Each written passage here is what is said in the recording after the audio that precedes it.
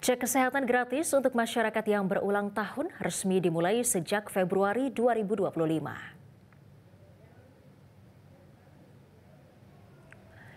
Program ini dilaksanakan serentak di seluruh Indonesia dan menyasar 280 juta penduduk Indonesia dari usia bayi hingga lansia.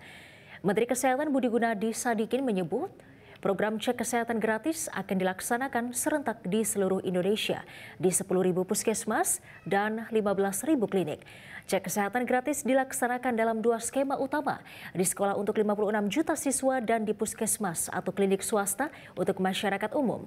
Pemeriksaan yang dilakukan beragam, mulai dari deteksi dini penyakit sejak lahir, screening kesehatan umum, hingga pemeriksaan khusus seperti kanker dan talasemia.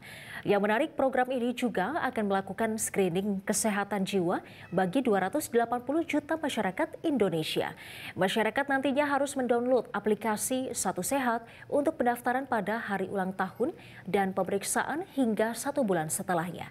Dan hasil pemeriksaan juga akan diterima.